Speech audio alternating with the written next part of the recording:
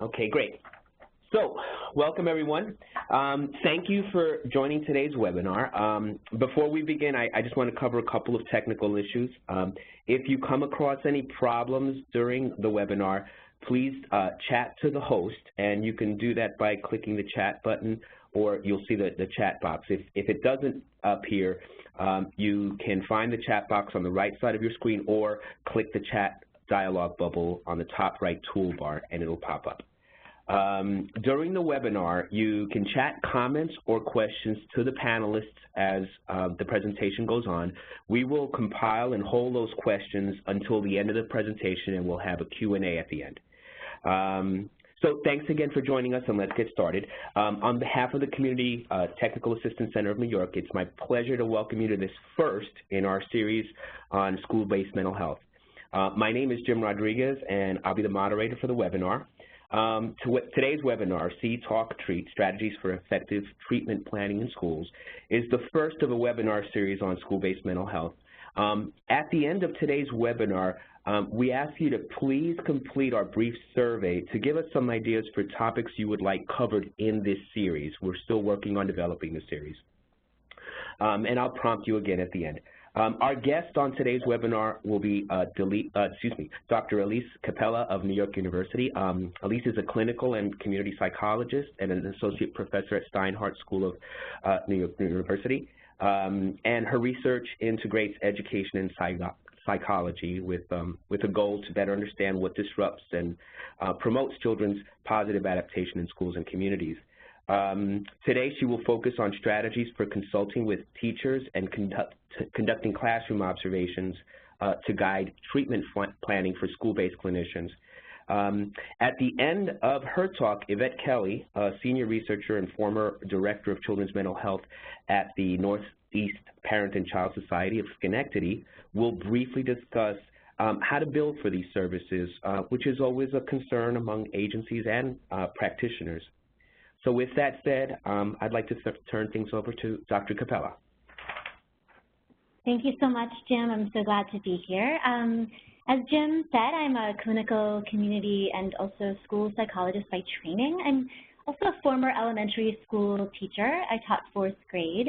I'm now a university researcher, and I do most of my research in close partnership with schools, school districts, and community agencies. And I do fairly regular consultation with and support to schools as well. So I'm delighted to be here. Thank you to the Community Technical Assistance Center of New York for having me, and I look forward to your questions and comments and feedback at the end.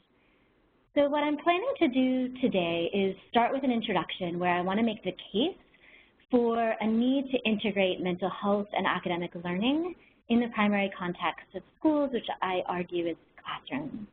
And then I'm going to move to the first part of the talk where I'm going to introduce a consultation coaching model and a particular framework for observing in classrooms that clinicians can use effectively with teachers.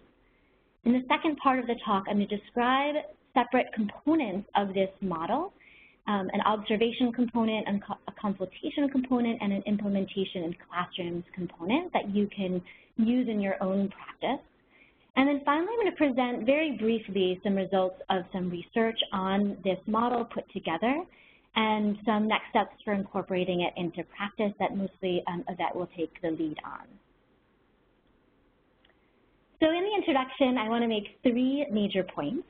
The first is that learning and mental health are inextricably intertwined, that school goals are mental health goals and vice versa. And the second is that given the amount of need and the lack of unlimited resources, a focus on improving the natural context in which children learn is critical.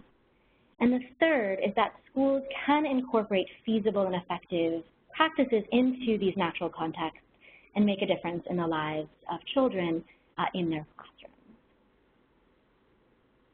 So there are 2 things that are very clear to me, at least in the research, and even clear, I believe, to many teachers, mental health professionals like you, and principals who work with children in schools. And the first is that children's learning, their ability to read and to write and to keep up with math and science, matters for their emotional and their social health. It matters for their relationships with peers and teachers, and it matters for their own sense of self and well-being. And so children who are far behind in reading or math, they often disengage with school. They act out in the classroom, they withdraw from learning, and they have a hard time in their relationships in school. Second is that children's mental health, their social, emotional, and behavioral adjustment, which many of you focus on most of the time, matters for their learning. This means that kids who are struggling with anxiety or depression, students who are impulsive or dysregulated, students who have a hard time keeping still, often have a hard time also keeping up with their academic work. And so what this means is that school goals of academic learning, our mental health goals, and mental health goals of positive adaptation and coping are also school goals. And clinicians, who many of you I believe are, who are working within schools need to promote children's learning, their achievement, and their success in school as a means toward positive mental health. And then also schools and teachers need to think about children's social and emotional health as a means toward their academic achievement. And so which direction is most potent or powerful has not been determined in the research literature, but is very, very clear that these are interrelated and that the arrow goes both directions. Now, this sounds all well and good, but as many of you know and experience on a regular basis, clinicians get pulled into emergencies in schools and often have full caseloads of kids with intensive mental health and academic needs. And schools also have a great deal of pressure from multiple sources to increase academic test scores and focus on measures of achievement. So the question really is, how can clinicians include a focus on academic learning in their practice, and how can schools include a focus on social and emotional learning and positive mental health in their daily work? And the answer is, I believe, to embed these practices into the fabric and the structure of schooling and mental health, such that teachers are teaching with strategies that not only promote learning the academic material, but also promote cooperative and respectful behavior and healthy coping with problems that arise. And mental health providers are working to support teachers and other school personnel to use practices that not only promote positive behavior and symptom reduction, but also enhance academic learning. And if these things can be done, and I believe they can, it reduces the need for resource-heavy services for kids with intensive needs, and also increases the learning and social-emotional health of all children. So let's unpack this a little bit more. One problem that we see, and you, I imagine, see on a regular basis, is that there are not enough clinicians to meet the needs of all of the children who are struggling with behavioral or emotional problems in school. And particularly this is true when those students are facing stress due to experiences of risky family or risky community contexts. And so we need to be smart about how to allocate mental health resources to meet the greatest need in our schools and in our communities. And if we allocate most of our resources to the top tier, research has shown that there are far more young people with needs than get access to services. So some estimates suggest up to about 80% of children with diagnosed mental health problems do not get treated for those problems. However, if we can focus on providing a foundation for positive learning and mental health for all children and also for all teachers within a school community, then research has shown that there will be fewer kids with the most intensive needs. So let's say then in an ideal world there is sufficient mental health support for all of the kids with intensive needs in a given school. So even so, research has shown that individual treatment approaches work for specific problems. Internalizing problems can be treated by individual therapeutic approaches. Some externalizing, such as social skills and control coping problems, can be supported via group therapy, but it's support to teachers and to parents that leads to changes in the classroom and the home that can make the largest sustained difference in the behavior and learning of the elementary age child in particular. And so each of these points toward the necessity to prioritize support to settings or contexts as a first and potentially quite important step in thinking through ways to simultaneously promote positive behavior, mental health, and achievement. And kids in schools spend the vast majority of their day in one setting, and that's classrooms.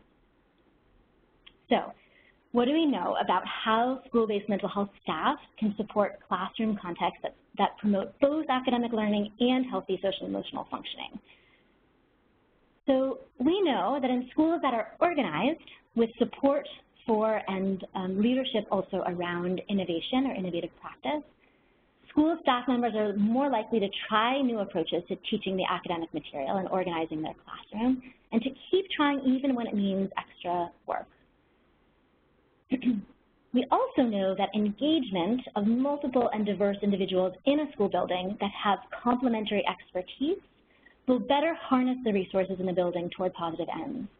And research in social work and education and psychology and in many other fields indicates that when there is true collaboration, including assessment, communication, and problem solving that's done together, the programs are more likely to succeed.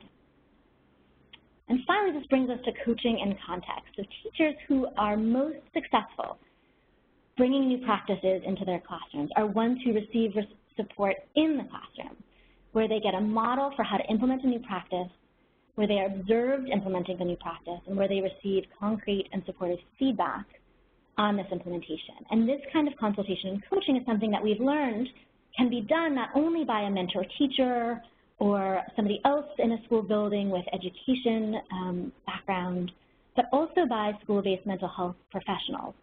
And this can be done to support the use of classroom practices that enhance both academic learning and mental health for kids, not only who have behavioral difficulties or other sorts of mental health needs, but also for all kids in a given classroom setting. So this now brings us to the second part of the talk. So I've just made the case that school and mental health goals are intertwined, and that the best path forward may be to try to strengthen the classroom context in which teachers are working with kids who both have and do not have mental health needs. And so now I'm going to talk about a model for how you might do this. And this work is founded in many, many years of theory-based and methodologically rigorous research that colleagues around the country have done and that I have also done in partnership with school-based mental health staff, with community agencies, with districts, and with and educators themselves. So we've studied something that we've called Bridge, although you could call it anything you want, as it doesn't reinvent the wheel. It's a teacher consultation and coaching model that's delivered by school-based mental health staff as part of their regular daily practice in schools. And it's designed to complement their other work with individual children, particularly children who have behavioral difficulties such as ADHD, ODD, or conduct disorder, and it's supposed to be incorporated into their treatment plans for those individual children if you're a staff member who operates and works in that way.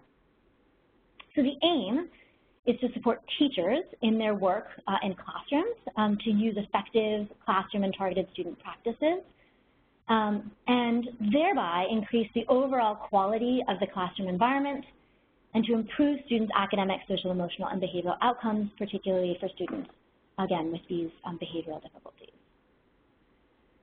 So Bridge is founded in a standardized system of measuring and understanding effective classrooms. And it's done in this way so that both teachers and mental health staff, quote unquote, speak a common language. And I'm going to talk more about this system in just a moment. Bridge involves then a cycle of observations, consultation, and implementation that happens between a mental health professional and a teacher. The observations are of classroom practices and also targeted student behaviors. The consultation is based on the observation and is meant to provide information about what kinds of strategies from an evidence-based toolkit might be implemented to support the learning and the mental health in the classroom. And then the implementation happens via a consultation and coaching model, which I'm going to talk about in a moment as well. I'm going to start with the standardized system, though, because I think it's the framework that guides the entire package. So the standardized system is called the CLASS, or the Classroom Assessment Scoring System, and it's structured with 3 domains of classroom practice. And the 3 domains are emotional support, classroom organization, and instructional support. And research in thousands of classrooms around the country, and these are classrooms of pre-K students all the way up through high school, show that when teachers provide these 3 things to students in their classroom, that students grow the most academically and also socially and emotionally. And this is particularly true for students who have adjustment problems at the beginning of the school year. In Bridge, we are focused on the two domains that seem to be the most relevant for mental health professionals, and that's emotional support and classroom organization. Within emotional support, we focus on 3 of the 4 dimensions of quality classroom interactions, and we do not include negative climate. And this is for 2 reasons. The first is that the goal is to work collaboratively as a team with the teacher and to help the teacher to feel supported rather than judged so that concrete progress can be made. And the second is that most of what is described in this negative climate dimension also fits within positive climate and teacher sensitivity. So here is the Classroom Assessment Scoring System, or the CLAS, as it is known, in another format. And you can see the 2 domains that we're focused on at the top, emotional support and classroom organization. And you can see the dimensions of practice under each of these domains, and then the indicators of each of those dimensions at the bottom. And we're going to talk about each of these dimensions in turn. So we're going to start with emotional support and the dimensions within that domain. So overall, within emotional support, we focus on the emotional environment in the classroom, and that includes how the teacher promotes positive relationships, how the teacher helps students to find enjoyment in learning, how the teacher helps students to feel comfortable in that classroom environment, and to experience appropriate levels of independence or autonomy. And my colleagues at the University of Virginia have found in a study about 15 years ago that in first-grade classrooms that are low or moderate in their emotional support, that students who have adjustment difficulties in kindergarten have significantly lower test scores at the end of first grade as compared to their counterparts who do not have adjustment problems as they're entering kindergarten.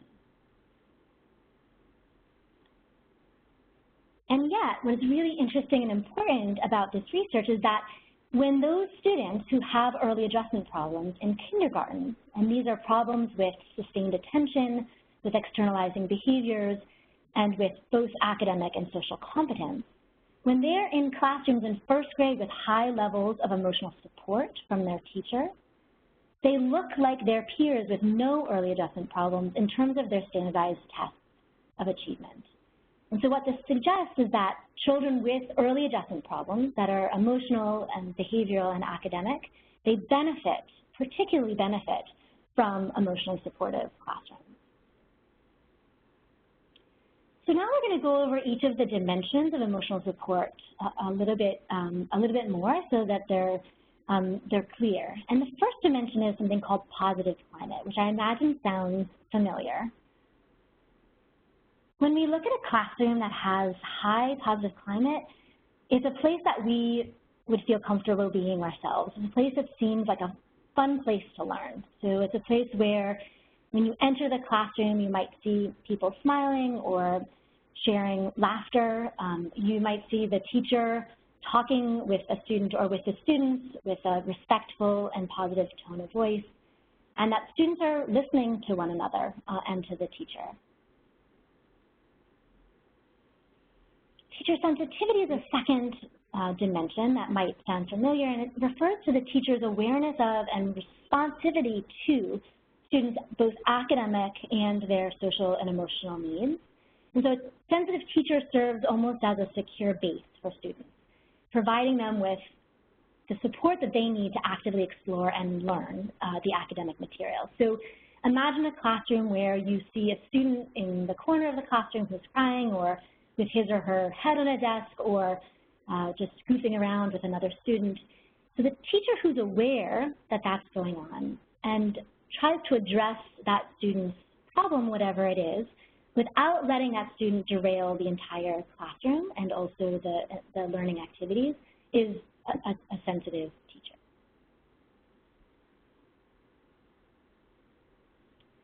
And the third dimension within this domain is called regard for student perspective, and it encompasses a teacher's ability to follow the student's lead, And now some people think that that means that the teacher is not providing enough structure or routine, but it doesn't mean that. What it means is that the teacher has the ability to respond to the student's interests and ideas and is flexible to the extent that it is appropriate in a given classroom with a given age group of students. So, for example, a teacher who is high in this dimension might notice in a whole group reading activity that some students are struggling with a word and encourage those students to go and look up the word at a computer or in a dictionary and then come back and report the meaning of that word to the whole class. A teacher who's low in the dimension might insist that children have to sit in a particular way during activities at all times and not allow them, when they have a question, to raise their hand and ask. So now that we've reviewed the 3 dimensions of emotional support on the left side of your screen, let's turn to classroom organization on the right side.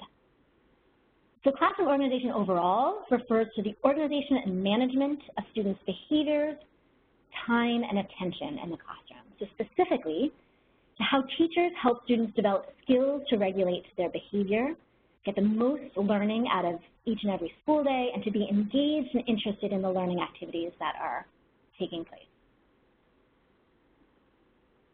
In the first dimension, behavior management is well described and well studied in the research literature and shows that children who are in classrooms that are well managed learn more and they behave better than do children who are in classrooms that are not very well managed. And so this dimension captures the extent to which teachers have clear behavioral expectations, the extent to which teachers consistently and effectively respond to inappropriate behavior, and the extent to which teachers are proactive and preventive in their management. So in a classroom that's well organized in terms of behavior management, you might come into the classroom and not see very many behavioral problems at all, and not really see the teacher actively redirecting behavioral problems because they're not there.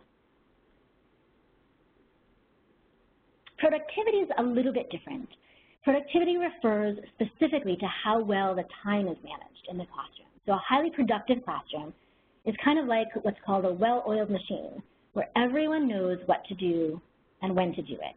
And so an outside observer coming in would have a hard time imagining how any more instructional time could be squeezed out of a given school day. It does not mean, however, that the students are highly engaged in learning. It simply means that the time is being used very well, the transitions are very quick, the routines are known, and the teacher is very well prepared for each activity.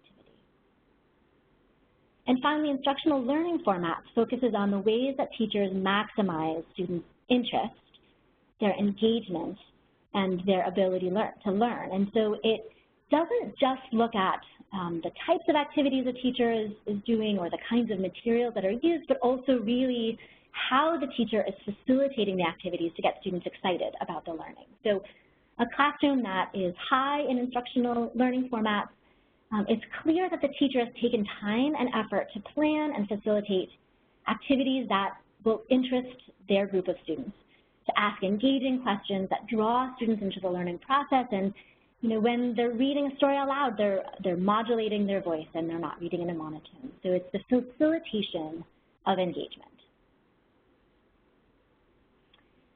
So now we're going to move to part 2 of the talk. So what we just did is we just spoke about the overarching goal of Bridge to improve classroom context, particularly for students who may be experiencing behavioral difficulties. And then we just now went through the class as an observation system that can help mental health professionals and teachers get on the same page around what an effective classroom might look like. And can be used to guide classroom observations that a mental health professional might do in a classroom, specifically around the domains of emotional support and organization. And so now what I'm going to move to do is to provide more concrete guidance on how to implement the components of the Bridge consultation and coaching cycle. So the Bridge cycle starts with an initial meeting between a mental health professional and a teacher, although this meeting could also be conducted with one mental health professional and a group of teachers simultaneously. And the goal is largely to build collaboration, to set the stage for what you hope will happen across the course of the year. And you're there to support the teacher to work more effectively with individual students in the classroom as a means toward benefiting everyone in the classroom, including the teacher. And this should be clear at the end of this initial meeting. And in this initial meeting, you want to get to know what the teacher thinks of what's going well and not so well in his or her classroom that year. You want to hear how the teacher describes the strengths and difficulties of the one student or the more than one student that they're struggling with who may be experiencing behavioral problems, so the student that may be on your caseload. And also the specific types of practices or specific interactions the teacher is interested in working on in the beginning, such as making their transitions more productive or increasing the positive climate among students and between the teacher and the students in the classroom. The next step is to observe in the classroom, and this observation focuses both on the target student or more than one target student and on the whole classroom, and it lasts for about 30 minutes each time. And the whole classroom is observed using this lens that I just described, this class lens, and specifically using the dimensions of emotional support and classroom organization that we just discussed. The individual student observation can be done in a way that makes sense to you as a clinician, and one lens that can be used is an FBA or a functional behavioral analysis lens, where the goals are to understand the behavior impairing the student's learning and to understand the circumstances that maintain that behavior. And so in FBA, what's important is these, it's called the ABCs, the antecedents, what happens before the behavior, the specific behavior itself, and the consequences, or what happens after the behavior. And this is nicely linked then to the class as a framework. And here's a form that we have used and that can be adjusted in any way that makes sense for your own practice to observe in the classroom. And in this form, as you can see, the teacher and the classroom has a whole section on the left side, the target student has a section on the right side, and they're meant to be parallel to one another. So as you're observing the teacher in the classroom using the class lens with that cheat sheet at the bottom of the dimensions of emotional support and classroom organization, you're also observing the target student at the same time, potentially using an FBA lens, so you can see what's happening in the overall classroom interaction while the target student is exhibiting his or her behaviors. And here's just an example of how it could be filled out, or what it would look like once it's filled out, that you would complete in one 30-minute observation. Some of this is highlighted. It wouldn't be highlighted as you're going, but it's because the mental health professional may want to review what it is that they observed afterward and highlight specific interactions to discuss in the subsequent consultation with the teacher. Which brings us to the next step in the cycle, which is the consultation. And this is also approximately a 30-minute meeting between a mental health professional and a teacher to discuss the classroom and target student observation that you conducted and decide one or more strategies to implement based on the strengths and needs that were identified in the observation. So in this step, some preparation, as I mentioned earlier, is helpful. So you might want to review the notes from the classroom observation and identify the positive interactions that took place in the classroom and with the target student, as those are things that sometimes a teacher who's highly stressed is no longer attending to and no longer aware of, as well as the more challenging interactions, both across the classroom and with a target student or two, that you and the teacher might decide would be a good focus for the strategies that are chosen. And then it's a time when you as a mental health professional might want to start to identify an action or a strategy a teacher can use to strengthen the overall classroom and a specific behaviors and specific interactions with a target student with behavioral difficulties. So what are these actions? What are these strategies? And here are just some examples from Bridge. And these are not, again, invented by this model. These were found in a thorough search of the empirical literature in both education and psychology. So they're out there in the world, and many of them are actually easily accessible in terms of information and instructions and support in free online systems. And these specific strategies on the right side are designed to support the entire classroom or interactions with a specific targeted student, and are linked directly to the dimensions of the class on the very left side of your screen.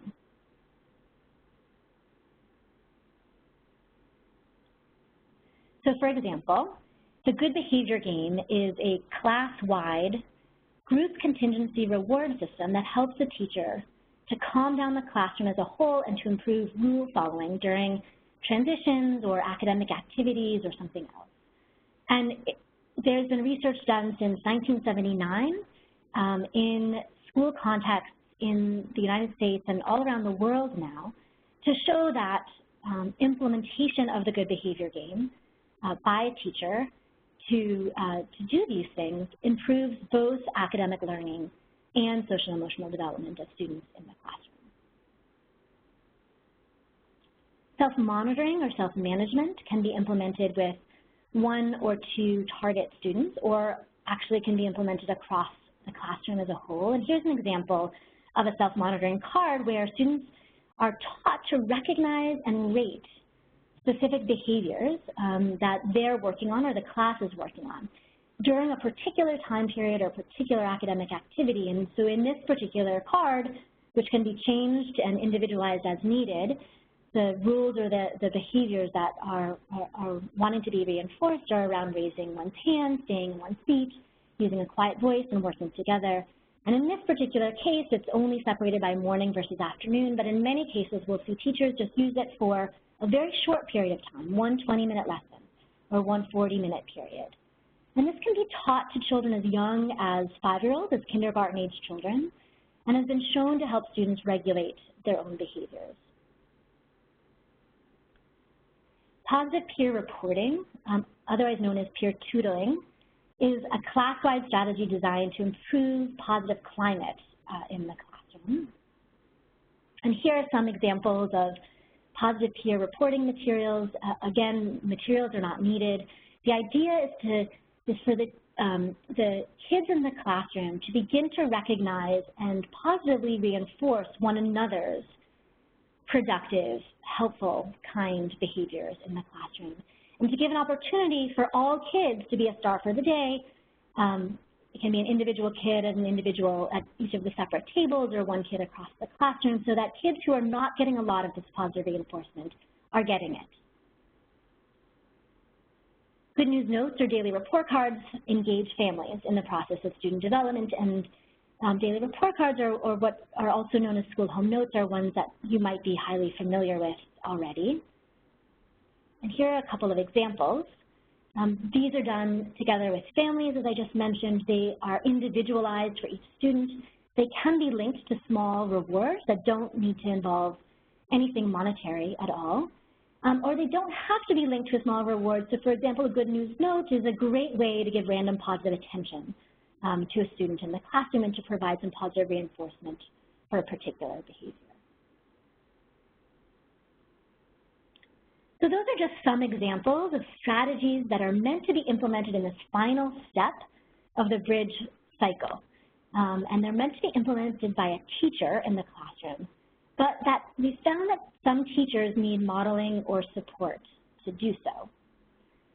And so during this implementation or this action phase, the goal of the mental health professional is to help the teacher to use one or more of the strategies to improve their classroom practices aligned with that initial observation of what's going well and what needs to be strengthened across the classroom and then with specific individual students. It involves observing and or coaching in the classroom to support the teacher, to monitor how the implementation is going, and to then identify what else might be needed to supplement that initial strategy. So here's an example of an implementation form that can be used if you're observing, not if you're actively modeling or coaching at that time, but if you're observing a teacher who's trying to implement something in the classroom. And I think there's a lot that we need to do to support teachers and how to effectively implement new practices. And what we say to teachers is that it's very, very important, and the research backs this up, to know what your goals are for using the strategy, to know why it is that you've chosen the strategy and what you're expecting or hoping to see as a result. And then to gather whatever support you need to implement the strategy well. And this does not have to only be from a clinician, although it could be. It could also be from a fellow teacher, a mentor teacher, or a curriculum specialist, or someone else in the school building who might be able to support implementation. The teacher needs to then communicate clearly and concisely to the class or to an individual student about the strategy. The teacher needs to involve and motivate the students to participate, get them excited that this is something new that they're trying, that they're going to work on together. The strategy needs to be implemented more than once in the same way, because problems will arise, and we need to see it happen more than once, these specific problems, before making adjustments to the strategy or layering on an additional one as needed. So putting it all together, on the left side of this screen, you'll see the bridge consultation and coaching model and the cycle that I just mentioned, the observation, the consultation, and the implementation or action stage. And by implementing some pieces or all of this model, the goal is to improve teaching practices and classroom relationships towards the benefit of individual students in the classroom, both target students with behavioral difficulties and their classmates. And so now that we've reviewed each component of the cycle, I wanted to spend the last section of this talk describing the results of one research trial of Bridge and how to integrate these practices into your practice. So here again is that model.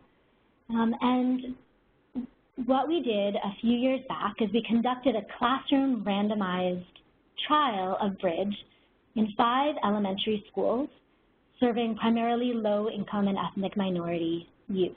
We worked with any classroom in the school building, from kindergarten through 5th grade, from regular education to special education to mixed classrooms. And we had students who were both target students, students who had identified behavioral difficulties and were potentially on the caseloads or being assessed to potentially be on the caseloads of a mental health professional in the school building, as well as comparison peers who did not have these behavioral difficulties.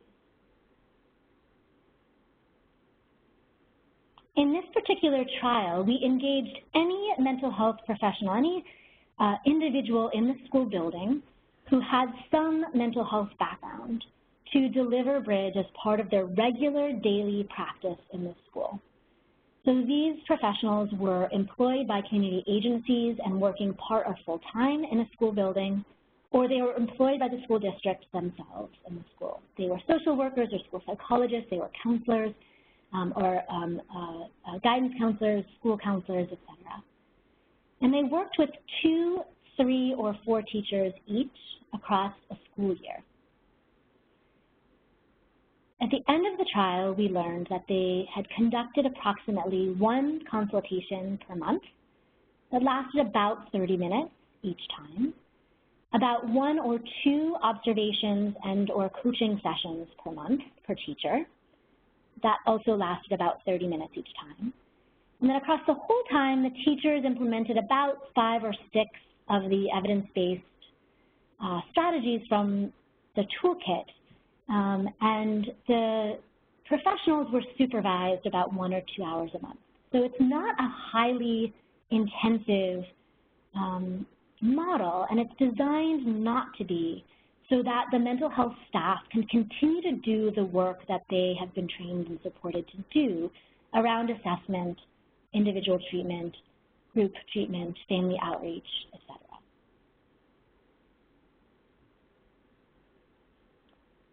At the end of the year, we collected pre-data and post-data. Classrooms were randomized to the full model or to an initial training only. And what we found in our analysis at the end of the year is that there were effects in the right direction of bridge consultation and coaching for teacher-reported teacher-student closeness. This is the quality of the relationship between teachers and students. Peer-reported peer victimization, the extent to which individual students in classrooms are victimized by their peers, and self-reported academic self-concept or self-competence, which is individual kids' understanding of themselves as an academic learner.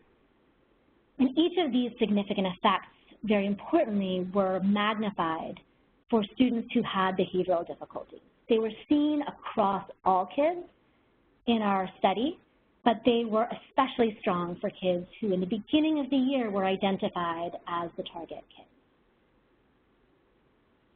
We did not find significant effects on observations of classroom organization, but we did find some effects for emotional support.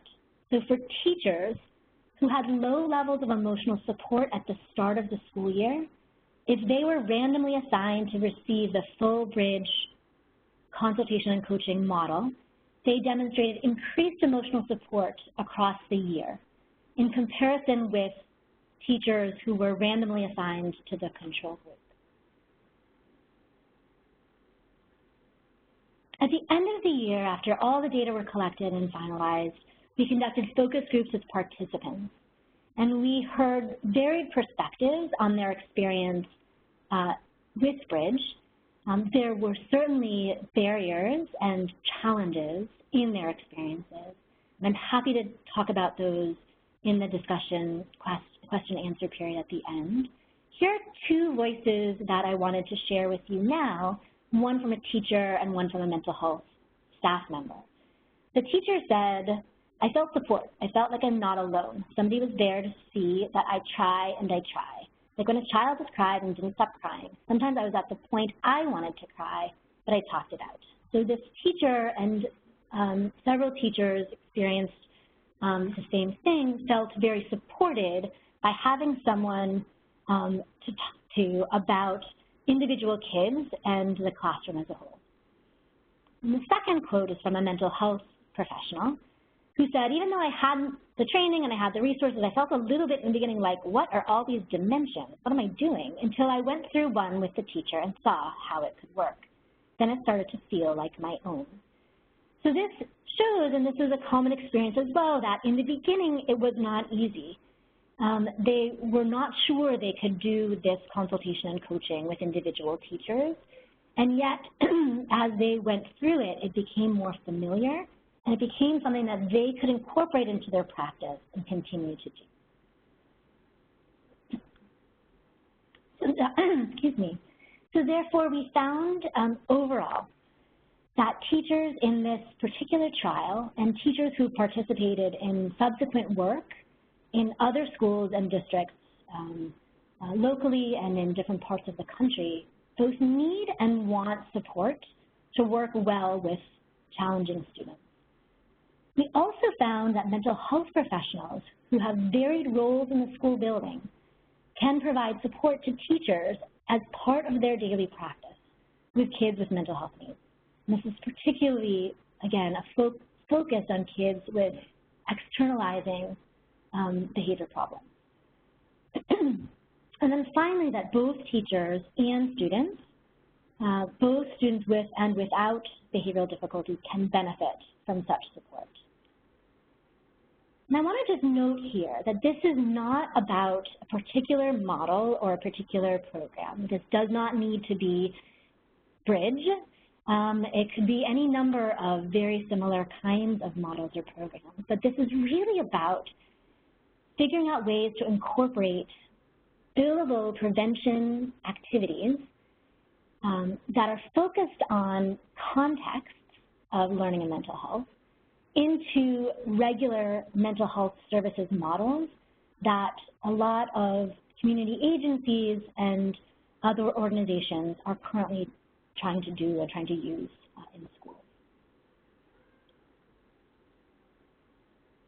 So on that note, I'm going to transfer over to Yvette Kelly, who is going to talk about how you might be able to bill for this kind of prevention work. Thank you, Dr. Capella. As you mentioned, the need to leverage available resources to effectively and efficiently meet the mental health needs of a diverse group of students is so important to their overall achievement.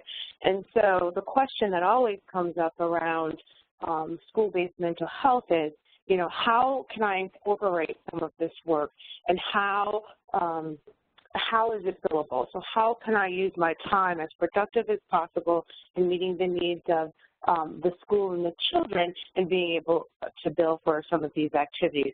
So I wanted to spend a few minutes to discuss how some of the concepts that you noted can be translated into potentially billable services.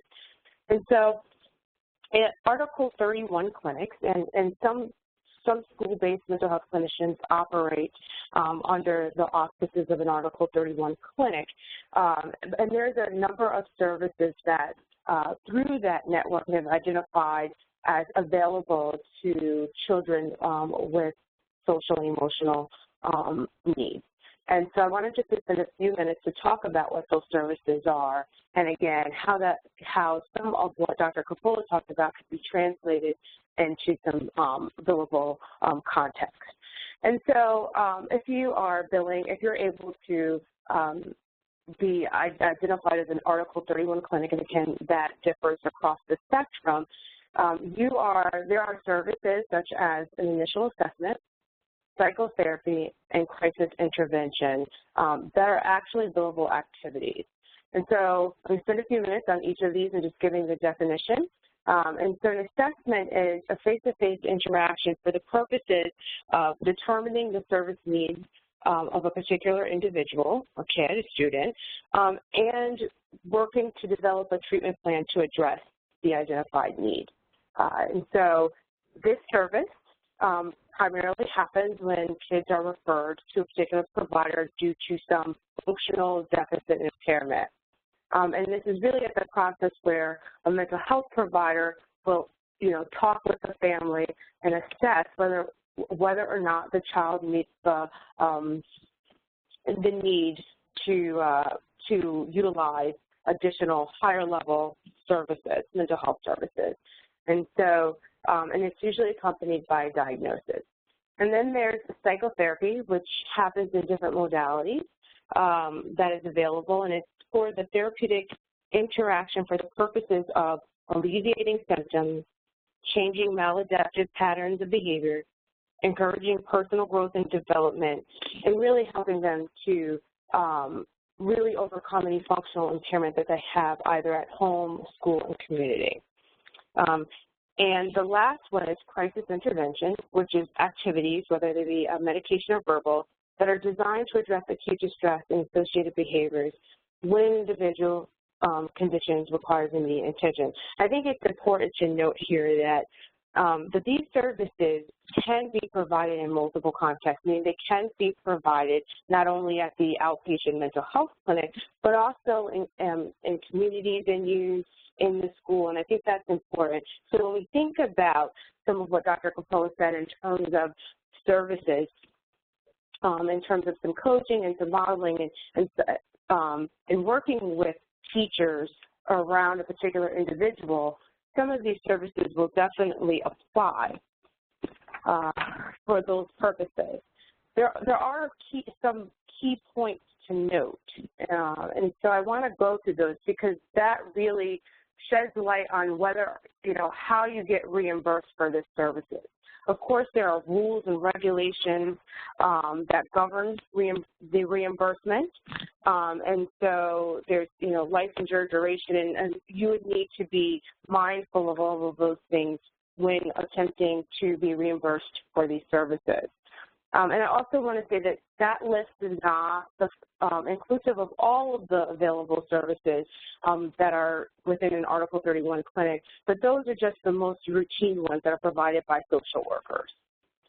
And so some of the key points around being able to get reimbursed for a particular service is around the idea that they meet some rules. And so the majority of the reimbursable mental health services are limited generally to only children on the identified provider's caseload. There is some room to providing services to children who are not identified as of yet, but that usually is around the initial assessment period. So you're working with a child has been referred to you, and you're really trying to assess whether or not they are in need of the service. But primarily, the majority of those reimbursable services are provided to children who have been identified. For children receiving services reimbursed by Medicaid fee-for-service, there must be a treatment plan in place, all right? So there must have been an assessment with some identified goals and objectives, and these must be articulated in the treatment plan. And the treatment plan must have been authorized by an MD or a psychiatrist as a condition of such reimbursement. So basically, it's a medical model of care, and so in order for the services to be authorized, for them to be reimbursable, a doctor or a psychiatrist must sign off on the treatment plan. Please note that you're able to provide group psychotherapy in schools, and so I wanted to throw this little point in, is that the duration of service may be that of a school period, provided that the minimum duration is at least 40 minutes. But again, this kind of goes back to providing it in context. So these services are available to be provided in schools. Sometimes you have to be a little creative about how you provide them because you must meet the regulatory requirements, but there are opportunities to get reimbursed for some of these services under the right conditions. Also want to talk about services provided to other individuals who support the child who has been identified, because you can offer services not only to that specific child, but to others who are responsible for providing some form or support to the treatment of that child. That normally includes family members, so parents, caretakers, but that also can include teachers. It can also include the neighbor down the street if they're important to the treatment. And so services provided to family members or others who regularly interact with a child and is directly affected by the child or has the capability of affecting his or her condition is reimbursable. Again, it's provided that this individual has a role in treatment and is identified in the treatment plan as a collateral. So again, services, meeting with teachers if you're in a school environment and you have a particular child who's struggling and you want to meet with the teacher to really figure out how you guys can partner around providing the needed support to that particular child. As long as you have identified that individual in the treatment plan, it is billable. And to date, I don't think that there is any maximum number to collaterals. It really is for people who would be supporting that child in their treatment. That being said, you're also able to bill for a group composed of collaterals for the purposes of goal-oriented problem solving, assessment and treatment, helping caretakers, and again, people who have an impact on the individual's condition, be able to manage them. So you could get a group of, and I'll use a parent who does it, you could get a group of parents who have children who may be identified and, with a particular diagnosis, and so you want to get them together to really talk about how they can support their children in school and at home and do some skill building around that. Those services are available, and again, I just want to stress there are, again, certain rules and requirements for the service, but the opportunity to bill for those services are available. So if we go back to Dr. Capella's model around consultation with teachers, again, identifying those teachers as collaterals, you'd be able to meet with them to do like a pre-observation, and this would be discussions regarding the child's diagnosed mental illness or emotional disturbance, their maladaptive patterns of behaviors, and any corresponding functional deficits, and how you can work together to really assist that child in achieving better outcomes in school. Same for post-observations. Anytime you are really connecting with key people, talking about the child, about the treatment, how to engage the child, how to really work towards their, being able to meet the goal in their treatment plan, those are billable services as long as you're following the rules, again, around duration and time. And any additional meetings that are needed to review or modify the plan. So if you're meeting with a teacher and, you guys decided to work on a particular plan and that plan isn't working and you need to go back to the drawing board, or something new has surfaced and now you have to address that. So those interactions have the potential to be billable. Crisis intervention in the classroom is also potentially billable, which is, again, a face-to-face contact with a youth who requires immediate attention to address any concerns that they're having.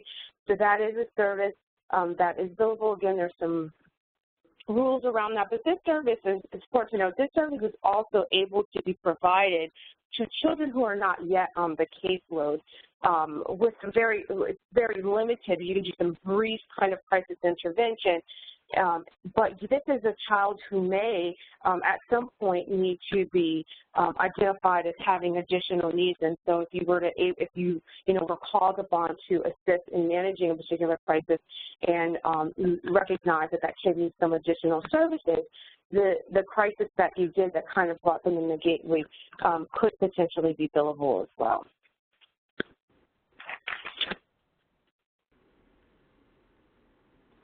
Next, we'll talk about some requirements for Medicaid reimbursement. These are just some of the basics. Again, you really have to talk with your organization around, what you're able to do. But in terms of Article 31 clinics and what is required for reimbursement, of course, you have to have established medical necessity.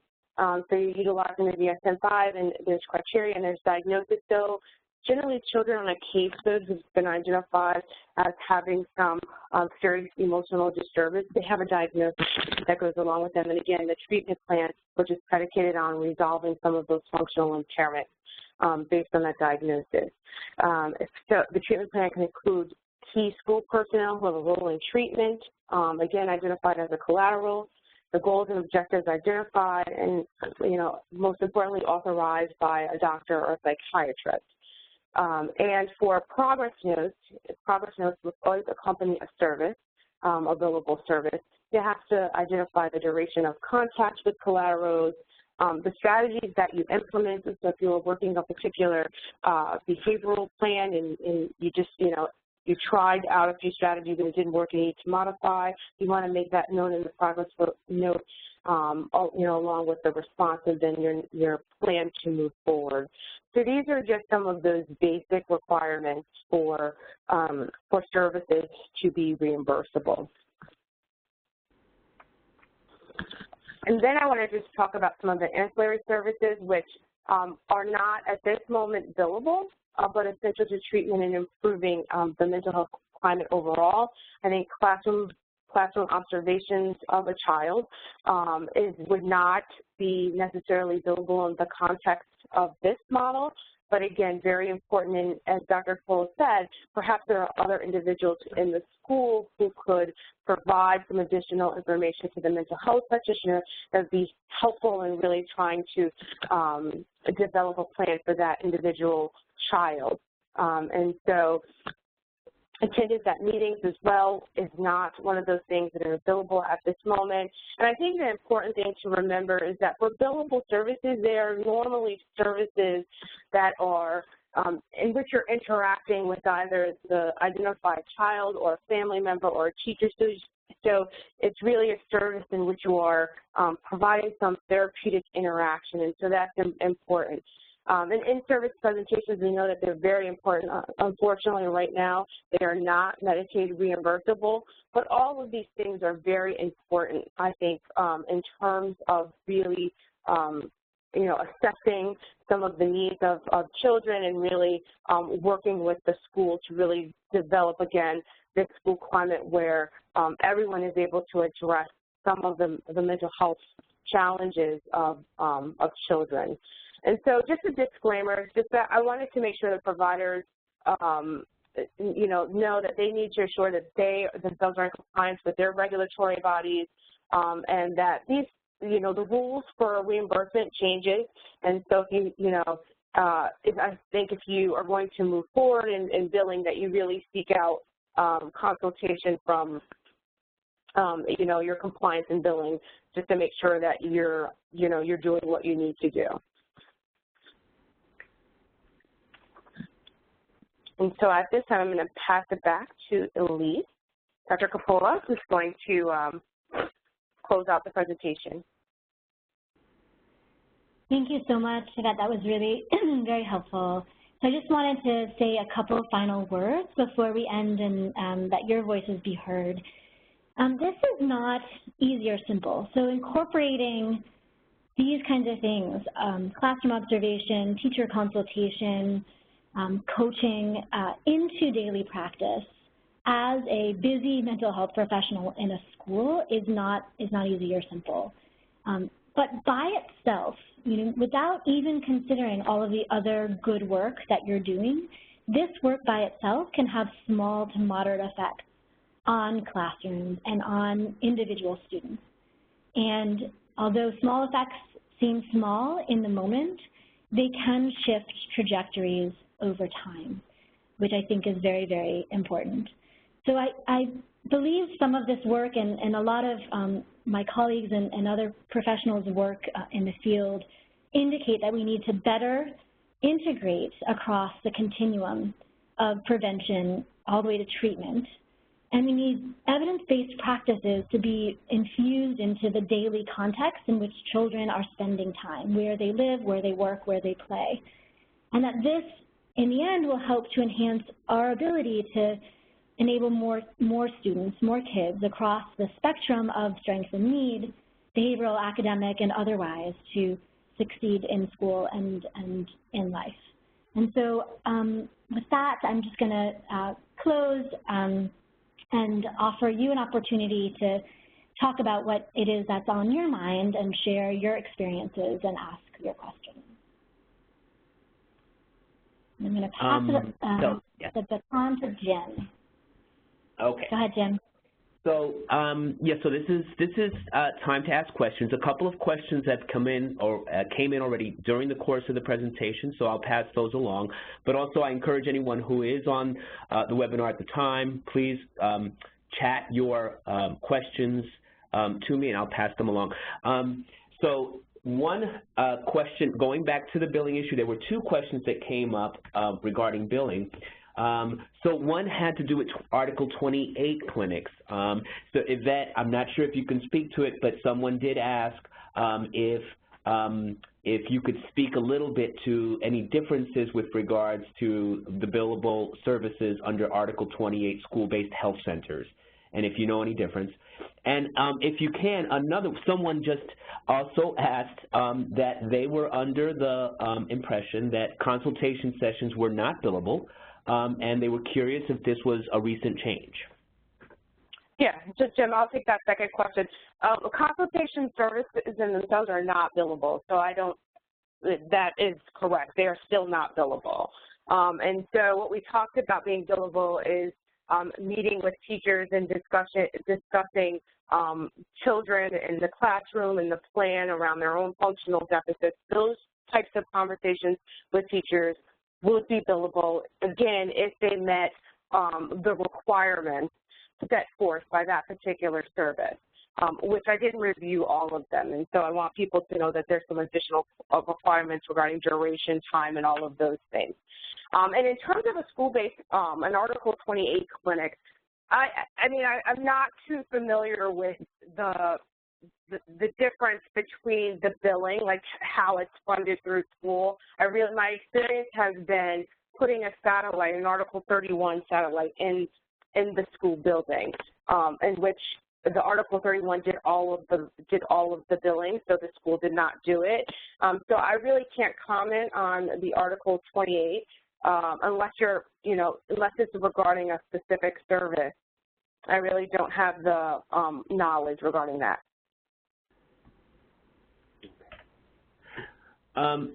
Other questions coming in.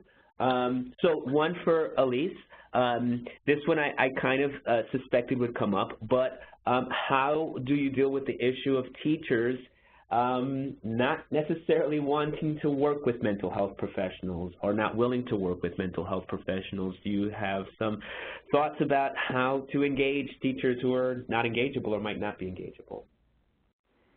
Yes, that question always comes up, and I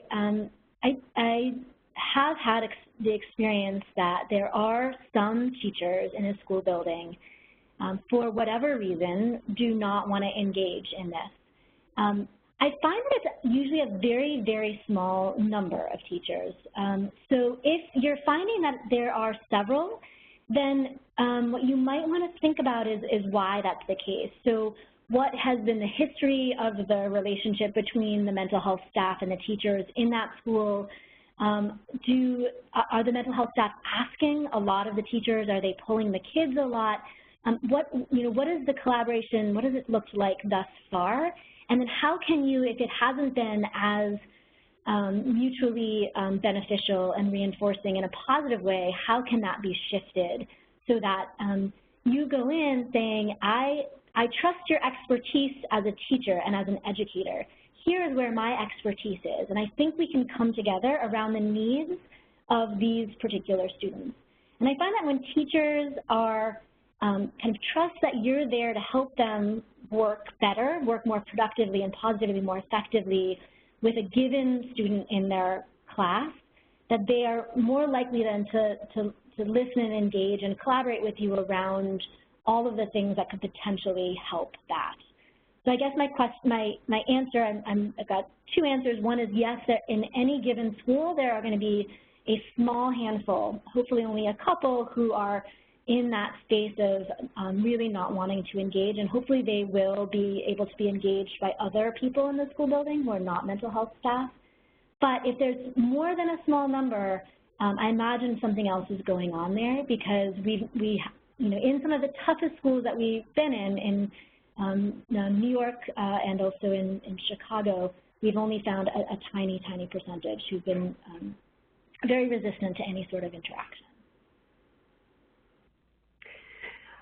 Yeah, and I want to mention, actually Morgan has already sent a message, but just in case you're missing it on the chat, a couple of questions came in about the availability of the slides in the presentation, and these will be posted on the CTEX website, so they will be available for you to look at after the presentation. A couple of other questions that came in had to do with so there are continue to be some questions about billing. One was actually a comment that someone made that, and again, I believe Yvette was clear on this, but again, when we're talking about consultation versus, well, consultation more generally, sometimes mental health professionals are asked to consult about the classroom in general to help a teacher develop some classroom management strategies or behavior management strategies in general. It's important to understand that, of course, that kind of activity is not billable, but what is billable is when that consultation and those discussions with the teachers have to do with specific children on your caseload who are receiving mental health services. On a follow-up, Yvette, again, I think the person who asked questions about Article 28 clinics was talking specifically about Article 28 school-based mental health centers. I don't know if that helps to clarify your response or the information that you might provide. A little bit, but I don't think I can offer any answers. I did not have any experience running in Article 28, and there are some differences. So they would really have to consult their guidance around that. Okay. And I'll try to see if we can provide some guidance as well on that at some point. And that's very helpful to us in terms of understanding what kind of settings you all are in. Another question that came up with regards to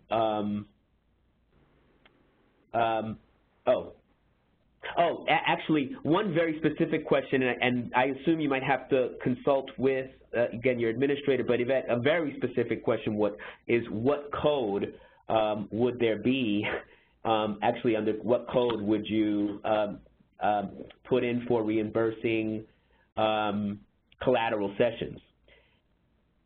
Yeah, that's something you'd have to speak with your administrator, because it depends on, again, what clinic you're operating under.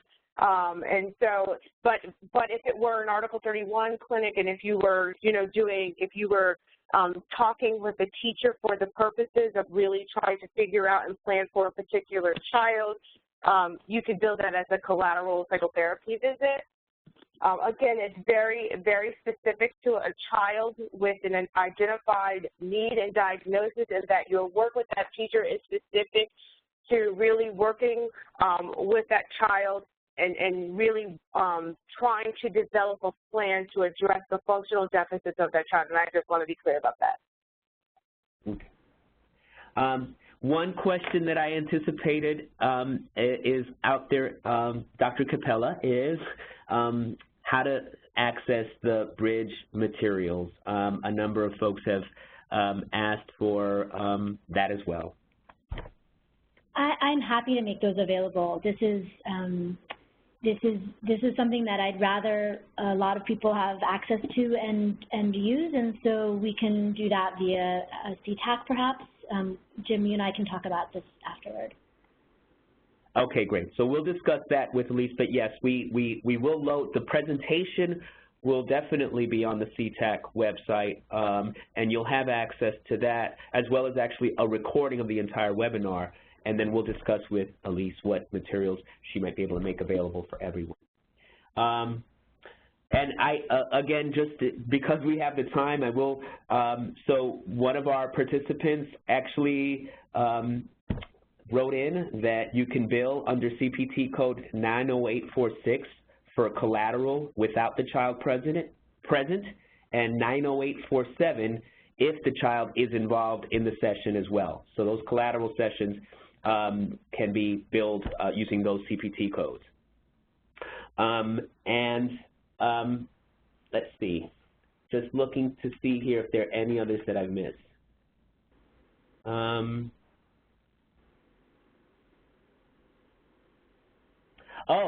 Again, a billable question, but also interestingly has to do with the practice. If a teacher is asking and requests support for a student that's on the practitioner's caseload, but is also asking for the entire class, how do you deal with that, Yvette? Yeah, you would have to, so know that if a teacher wanted to talk with you about a particular child, you would have to address that separately from the class. So if you were going to, and you have to be careful about, if the child is just being referred, or are you having a conversation for the purposes of assessment and trying to identify, what's happening with a particular child and what is their diagnosis and what are some of the supports needed. That would have to be done separately from a whole class consultation. And I think it's important to recognize that although these are, some of those activities are reimbursable, but there is a lot of services, so to speak, consultation, gathering data, trying to determine what's the best course of action for a particular child or family, that some of those, actions are not necessarily billable, but are required in the course of treatment. So you have to be careful about thinking that every single moment of time is billable. It's generally not, but really being able to capitalize on the services that are billable. And I'm not an expert in this, but, oh, sorry, Jim. No, go ahead. So I just wanted to continue something that Yvette said and see whether this makes sense, Yvette, from your perspective. But if in a treatment plan, a child is in need of behavioral support, and that behavioral support is about both some individual strategies that are going to be used in the classroom for that child, but also some class-wide strategies that will best enhance that child's ability to focus, do their work, stay out of trouble. That would seem to be something that would be billable. It's on behalf of the child, and it's part of the treatment plan, even though some of the strategies are not something that's only specific to that child, but are necessary so something like the good behavior game or something that's necessary for that classroom to become a space where that child can focus, I would imagine would be a billable kind of activity, although I defer to your expertise. Okay, Jim, I got this. So I think the important factor to note is that when you are billing for services for a particular individual, that all the services have to be substantiated as medically necessary for that child. And so if you can link that you are, that you're working with a teacher and the teacher is going to employ, these 3 strategies because, through your assessment, through some other documentation and some conversation, you've determined that these are the needed strategies for this particular child in that particular classroom, and the rest of the class happens to benefit from that, but the target is not necessarily the rest of the class, then I think that service is billable. But you do have to be careful that you're not, that you are really targeting a particular child and those services are related to that. Yeah. A couple of questions, Elise, about training. What is your estimation of the degree to which you feel people need to be trained to do these activities with teachers? And one other thing is, another question, how might bridge techniques be used in individual therapy directly with clients outside of the classroom? We might need clarification on that, but can you address those? I can certainly address the first one. In terms of training, we, as you saw from one of the slides, we trained a huge array of folks with different kinds of backgrounds to do this. And one of the reasons we did that was because we wanted it to be something that was usable and wanted to see whether we could in the first place. The trainings, the maximum number of days was 3 days. The minimum was about a day of training. It depended, the folks who needed more support were ones who were very, very used to an individual treatment model and very unused to working in collaboration with other adults in schools. We wanted to provide some training in the classroom assessment scoring system, certainly. We wanted to provide training in how you engage teachers and in a productive and positive way in this consultation format. And we wanted to provide some training in some of the key behavioral strategies to be used in classrooms so that these mental health professionals could go in and support a teacher's implementation. So potentially in any given scenario, somebody doesn't need to be trained in all 3.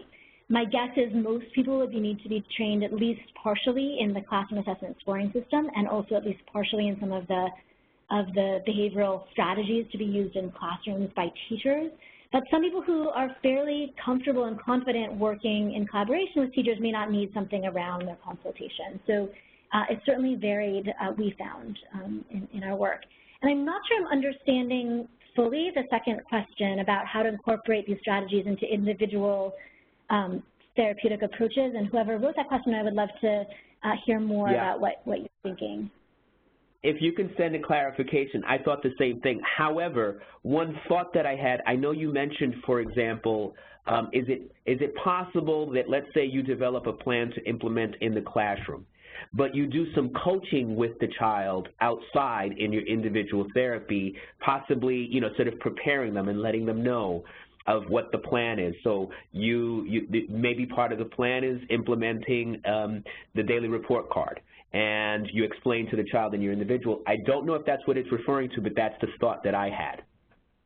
And that's absolutely, thank you, Jim, for the clarification. That's absolutely what we would hope. So something like a self-management or self-monitoring card, if the teacher doesn't feel comfortable introducing it to the student, it's a great thing for the clinician to do with a student outside of the context of the classroom. We've done it that way as well. So what is this about? What are the behaviors the student thinks that he or she should be working on? Let's create this card together. And then initially, if the teacher is simply overwhelmed, if that clinician can be in the room with the student, of watching that student's behavior while that student is trying out their own self-awareness, self-monitoring in that same 20-minute or 40-minute period, the clinician and the student then can compare. Okay, so I said this and you said this. What were you thinking? Okay, let's see next time if we can get a little closer in our identification of how well you did with that particular behavior, right? So some of this work can happen as part of individual sessions with the student. Ideally, what you want to have happen is that this transfers over to the teacher or to simply to the student with a little bit of the teacher's support, so that it can happen on a more daily basis, because there's one clinician often for many, many, many students, and it's very hard to keep it going beyond that initial introduction. Great.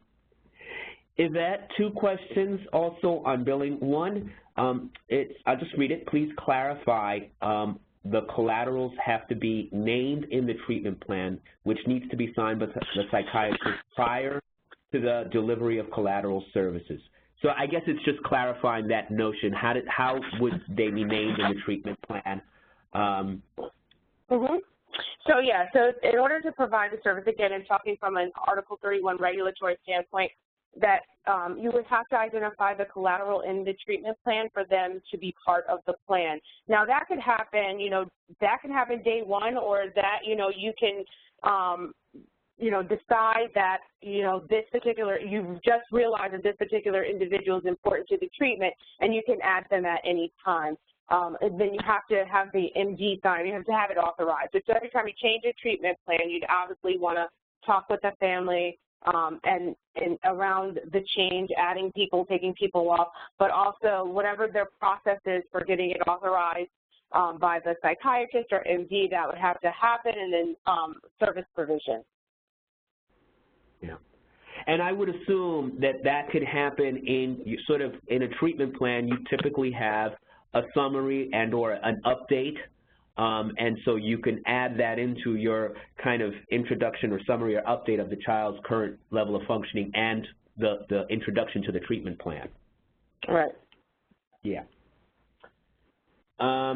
Okay, and then there was also a question, and I'm not sure, it came up about parent. So can we bill for parent support if working with a child in school settings or in a clinic? I assume that's yes, but I was just trying to clarify with the person what they meant by parent support, if it means anything other than parent support as a collateral contact, because they obviously are directly involved in the child's life. Right, but, and so yeah. clarity around that would be good. But if you, and I think maybe this might have to do with that bill around that slide around billing for collaterals. So you can host a group of, I'm going to make this up, but you can host a group of parents who whose children have been identified as having ADHD, and the purpose and intent of the group is to provide skills practice and some parenting kind of skills around how to manage the children's their functional deficits related to their diagnoses, that you could bill for that. Again, following those rules that they have, but you could get together a group of collaterals. In this case, let's say they're all parents, to really begin to work with them, again, with the notion that the work that you're doing with them is really to support the child's learning and development. Okay. So I need to bring an end to the Q&A. I think there were a couple of more questions, but I do want to make sure that also I tell folks and remind folks when you close out the webinar, you will get immediately a survey. Please, please, please complete that survey, and in particular, give us ideas about other topics you would like related to our series on school-based mental health. We're still developing the series, and we'd like your ideas and your suggestions for topics that we might cover in this series. I want to acknowledge Elise Capella, Dr. Capella. Her information is available, and some of her collaborators are listed there. You can contact Dr. Capella if you want additional information. And as I said, we will discuss and figure out what we can load onto the CTAC website as additional support. And, sorry, hold on one second. Let me go back here. And this is our contact information. You have Yvette Kelly's information, my information there, and you have the URL for the website to the CTAC and McSilver. Thank you all for attending, and please feel free again to contact us for any follow-up questions, and visit the CTAC website for a copy of the slides and also any materials that we might be able to load on there from the bridge materials. Again, I want to thank Elise Capella and Yvette Kelly for this great kickoff to our school-based mental health webinar series. My pleasure. Thank you, Jim. Thank you, Jim. All right.